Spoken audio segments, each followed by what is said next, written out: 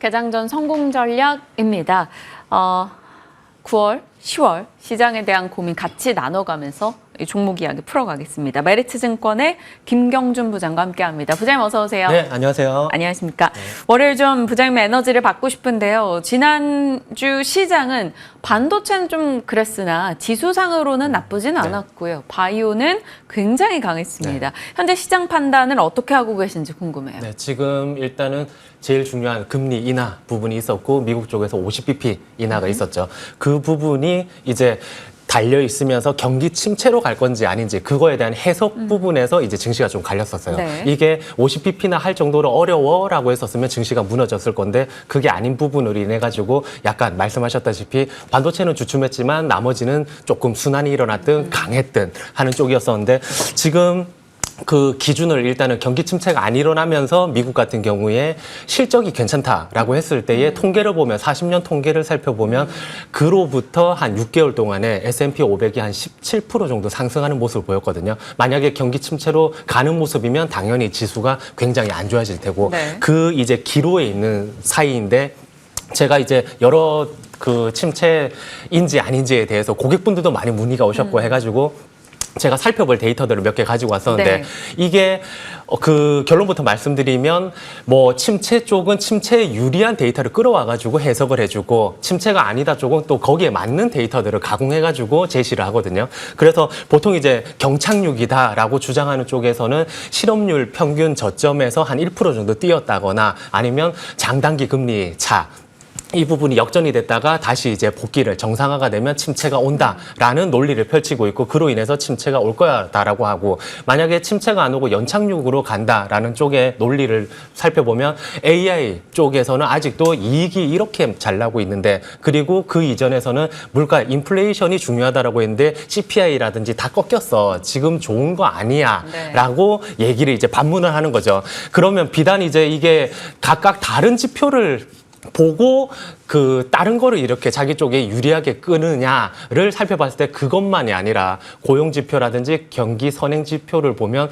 해석 자체가 달라요. 그래서 제가 준비해온 표를 보시면 이제 고용 쪽에서 비농업 이제 취업자 수 전년 대비 증감 표가 있는데 네. 지금 이쪽을 살펴보시면 이제 쫙 빠졌잖아요. 고점 네. 대비해가지고. 그러면 비관적인 쪽에서는 이렇게 그 취업이 어려워 안 좋아지고 있는가인데 좋은 쪽에서 본다라고 하면 평균치 대비해서는 지금 여전히 높아라고 해석할 수가 있고 경기 선행 지수 같은 경우에도 이제 살펴보시면 비관적인 쪽에서는 많이 이제 낙폭이 나왔었는데 낙관적인 쪽에서는 밑에서부터는 올라오고 있지 않아. 이런 쪽으로 같은 지표를 보고도 서로 각각 다르게 해석을 하거든요. 그러면 저희가 중심을 잡아야 되잖아요, 이게. 그러면 경기 침체 쪽에서 가장 중요한 지표는 뭔가 고용 쪽의 데이터를 보셔야 되시고 가장 이제 좋게 보는 쪽에서는 실적과 소비 쪽일 거예요. 그러면 이거를 역으로 생각해 볼게요. 고용이 좋아졌다 하면 침체론자들이 할 말이 없어지잖아요. 증시가 굉장히 불이 붙을 거고 만약에 실적이 미스가 난다거나 소비 쪽에서 미스가 나면 침체론자들이 거봐라고 할 수 있는 부분이 있기 때문에 요런 제가 말씀드렸던 세 꼭지를 꼭 그 염두에 보시고 그 살펴보셔야 되십니다. 그러면 저희가 이제 이런 팩트들을 체크해보고 뭐 433 전략이라든지 포트폴리오를 짤 텐데 기존에 제가 2달 전부터 이제 지수가 한 2890 코스닥 기준으로 한 840선 정도에서 여기서부터는 조금 조심하셔야 됩니다라고 하면서 주도주가 항상 비어 있었어요. 저희 네. 쪽에 433에서 4가 주도주 반도체 쪽이었었는데 그거를 비우고 3 확실한 불확실한 시장 속에서 확실한 게 뭔가를 살펴보니까 변동성도 크고 시장이 불확실한데 금리 인하는 확실히 찾아오는 미래가 아닌가라고 하면서 바이오를 집중하자. 그런데 바이오는 확산되고 있네. 그리고 그 중장기적으로도 괜찮다라는 말씀을 드리면서 끌어왔을 때에 처음에 바이오텍, 그다음에 CDMO,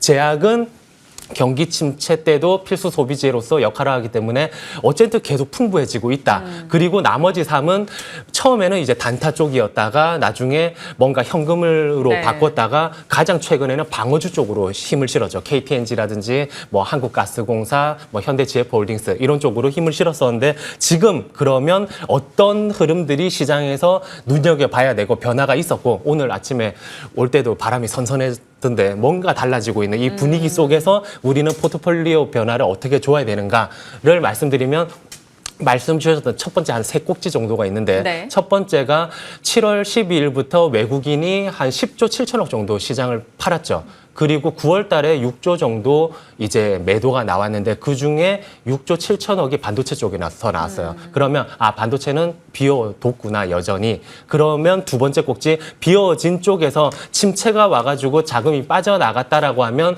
중소형주 박살나고 바이오 이미 뭐 퍼 계산이라든지 이런 게 안 되기 때문에 꿈으로만 가든 아니면 뭐 이미 많이 땡겨놨으니까 하고 팔아야 될 텐데 그쪽으로 넓어지고 퍼졌단 말이에요. 네. 그러면 바이오 쪽은 돈이 들어오는구나 여전히. 그리고 마지막으로 세 번째 이게 별표를 치셔야 되시고 새로 저도 전해드리는 부분이 중소형주 스타일의 변화가 있었습니다. 중소형주가 지난주에 우리나라 쪽에서도 이제 상승률이 가장 좋았던 네. 쪽이거든요. 제가 이제 표를 가지고 왔었는데 섹터라든지 시총 스타일별로다가 그룹을 나눠본다라고 하면 중소형 성장주 쪽이 우리나라에서 가장 주간 수익률이 좋았다. 그러면 우리나라만 좋았느냐? 그게 아니라 그 다음 이제 놓고 보시면 글로벌하게 월드 지수라든지 아니면 미국 지수 모두 중소형 성장 가치 쪽으로 가장 퍼포먼스가 나왔거든요. 네. 그러면 우리는 침체 논쟁을 뒤로 하고 상승 돌파가 일어날까 중소형 쪽으로 다들 지금 갑자기 이런 변화가 일어나네. 그러면 다음 단계를 어떻게 준비해야 되나를 놓고 봤을 때 새롭게 이제 433을 놓고 본다라고 하면 확장이 됐기 때문에 기존의 중심의 3에 있던 거를 4로 옮겨가지고 네. 뭐 굳이 바이오라고 할 필요가 없어요. 바이오의 컨셉 자체가 불확실하고 변동성이 큰 장세 때에 뭔가 확실한 미래 금리 인하에 컨셉이 맞춰져 있던 곳이기 때문에 그러면 장기적으로 뭔가 불확실할 때 시장보다 훨씬 굳건한 영역이 4를 이제 점할 거고 네. 그게 지금은 바이오일 거고 나머지 33에서 3은 새롭게 이제 중소형주가 될 수도 있고 KRX 밸류업, 코리아 밸류업 지수라든지 그런 쪽이 이제 새롭게 등장하는 쪽이 되고 나머지 반이 방어 쪽이라든지 여전히 현금 쪽일 텐데 그 방어 쪽에서 불과 한 달 전만 해도 방어 쪽 적극적으로 담을 수가 있었어요. 그런데 지금 방어 쪽에서 팁을 드리자면 이거를 오를 때에 방어주가 치고 가네 KTNG 김 부장이 얘기했던 거 고점으로 가네 얘도 팔지 말라고 하던데 13만 원까지 그거 그 AX 할 때 팔지 말라던데 여전히 따라잡아 보자가 아니라 방어주를 접근하실 때는 기존 애가 갈 때는 방어주가 쉬어가기 마련이기 때문에 쉴 때 오히려 조금 준비를 했다가 장이 힘들 때 걔네가 올라가는 거를 이익을 봐야 네. 되는 거고 얘가 치고 간다고 해가지고 얘로 집중해버리면 나중에 조금 순환을 돌 때 개별 종목들을 못 먹게 되거든요. 그 점을 좀 유념해 보셔야 되십니다. 네. 그렇다면 지금의 433에 들어가게 될 후보로 좀 추리고 계신 종목들 좀 직접적으로 듣고 싶어요. 지금 일단은 뭐 4쪽은 바이오 쪽은 워낙 기존에 많이 말씀을 네. 드렸기 때문에 중간 영역인 이제 중소형 단이라든지 그 중에서도 9월 달에 이제 KRX 코리아 밸류업 지수가 출시가 되기 때문에 그러면 이제 두세 달 뒤에는 연계 상품이 출시가 되고 네. 거기에서 자금이 들어온다. 그런데 이렇게 됐을 때에 여러 이제 레포트들에서 원화 강세 부분 요즘에 환율이 이제 또 주춤하기 때문에 이렇게 됐을 때에 수출주보다는 수출주 안 좋았으니까 저 같은 경우에도 1350원 밑으로 계속 지속적으로 놀면 3분기, 4분기 실적 별로 안 좋을 거다 그쪽에서. 그런데 이 아이디어하고 밸류업하고 뭉쳐가지고 어딘가에서는 은행을 보자. 지금부터 저는 뭐 한참 전에 이제 보고 나서 지금은 오히려 수급 쪽이라든지 아니면 공매도를 체크해 보니까 공매도 거래 비중 쪽에서 상위 쪽에 은행이 많이 포진이 돼 있어요. 이게 그렇기 때문에 단순히 은행 쪽을 보기보다는 이제 그 주주가치 재고 방안이라든지 이런 거를 그때그때 발표하는 애들이 있을 거거든요. 네. 그 중에서 어떻게 매매를 대응해야 되는지에 대해서 말씀을 드릴게요. 제가 그 한 세 종목을 준비를 했었는데 네. 요거를 보면서 말씀드리겠습니다. 그 S트래픽이라는 종목은 지금 당장에 뭔가 이런 거를 사라 이런 게 아니라 앞으로 유사한 흐름이 나왔을 때 어떻게 대응해야 되느냐라고 봤을 때에 얘 같은 경우에 9월 4일 날 다 9월 달 거예요. 9월 4일 날 30억 자사주를 취득하고 나서 이제 15억 자사주 소강 발표를 하고 나서 62%가 올랐는데 밑단이 지금 바로 그 주가 바로 밑단이 거래량이고 그 밑이 외국인 매수, 그 밑이 기관 매수거든요. 네. 지금 거래량 상승과 함께 외국인이 잔뜩 지금 사면서 상승 추세로 돌렸던 움직임. 그런데 이게 추세를 발표하고 나서 끊임없이 이제 거래가 터지면서 외국인이 사주면서 끌어올렸던 부분이거든요. 이런 부분. 하지만 그전에는 거래라든지 주가가 약간 소외돼 있었다. 빈집이었다. 이런 아이디어가 있고 두 번째 이제 DB금융투자 같은 경우에도 9월 5일 날 발표하고 나서 동일하게 그 전까지는 거래가 없으면서 주가도 재미가 없었다가 나중에 이제 치고 거래와 외국인 기관 매수가 치고 올라가면서 그 24% 가까이 수익을 발생을 했습니다. 그런데 이와 반대로 콜마 홀딩스 같은 경우에는 6월 달에 발표를 했는데 네. 주가가 흘러내리거든요. 그 전에 얘는 다르게 그 두 종목과 다르게 거래라든지 이게 죽어 있던 게 아니라 그 사전에 거래가 한번 있었고 이미 뭔가 타이밍만 나오면 팔아야지 하는 애들도 있었을 뿐더러 그 밑단을 놓고 보시면 기관 애들이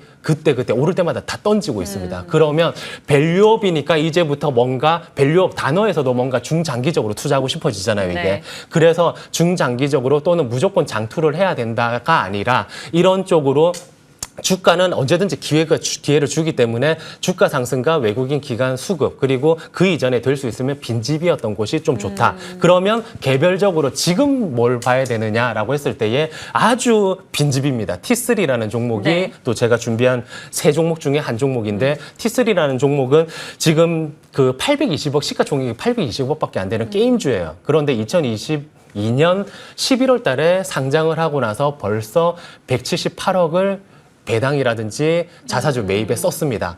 그리고 전년도 같은 경우에 배당 성량이 한 66.5%. 이게 당기 순이익에서 배당을 주는 그 비율인데 66.5%의 배당 수익률 자체도 4.9%에 네. 달했거든요. 그렇기 때문에 앞으로 이쪽이라든지 뭔가 개별적으로 비어 있는 쪽에서 그 주주가치 재고를 발표하는 쪽에 약간 이제 역점을 둬야 된다. 그리고 두 종목을 더 개별 종목 중소형으로 돌아갈 때 AI 꼭지, 바이오 꼭지를 합해가지고 의료 AI 같은 경우에는 이제 뷰노를 꼭 보셔야 되세요. 뷰노를 예, 앞으로도 제가 몇 차례 말씀하거나 공작주로 가지고 올 수가 있는데 뷰노를 꼭 보셔야 되시는데 11월 달에 FDA 그 승인이 남아있거든요. 디카스 같은 경우에 국내 이미 석권했고 미국으로 진출하는데 25년 내년도에 실적이 흑자로 전환을 하고 26년도 같은 경우에는 그 전에 대비해서 200% 정도 영업이익이 올라가는데 중요한 거는 ROE가 200대예요. 이게 30 정도가 아니라. 그래서 영업이익, 매출액 모두 급성장하면서 자체적으로 너무 해외까지 진출이 열려 있고 그 성장폭이 크다. 그리고 네.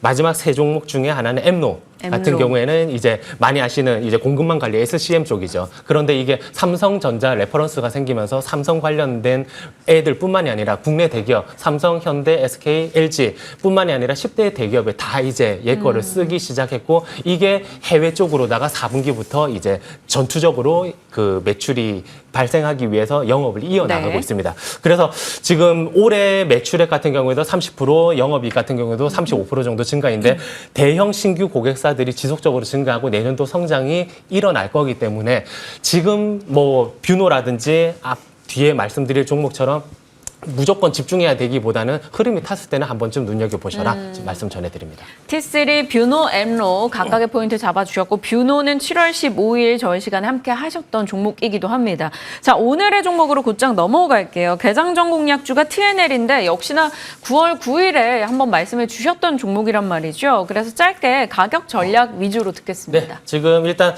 뭐 상승 추세 그리고 고성장 외인 매수 뭐 한마디로 주가 실적 수급이 다 맞아 떨어진다라고 말씀드렸고 그 아마존 1위의 실적 이제 고성장인데 매수가 65,000원에서 72,000원. 그 당시보다는 조금 올라갔지만 여전히 매수 유망하고요. 목표 주가 15만 원. 그리고 손절가 54,000원. 그래서 목표 주가가 2배 이상 높습니다. 그리고 4분기 때 중국 진출하는 쪽에 이제 그 홈 그 피부 관리하는 이쪽 기기도 있기 때문에 뭔가 새로운 런칭과 기존 거 잘하는데 향후 실적 증가까지 눈여겨보실 필요가 있습니다. 창상 피복제 쪽에 네. TNL에서 이제 디바이스 기기 쪽까지 같이 모멘텀을 가져갈 수 있다라는 점에서 목표가 굉장히 높게 잡아주셨네요. TNL 좋은 흐름 나오기를 저희도 같이 기대해 보겠습니다. 자, 오늘 시장에 대한 이야기 김경준 부장님과 풀어봤습니다. 고맙습니다. 네, 감사합니다.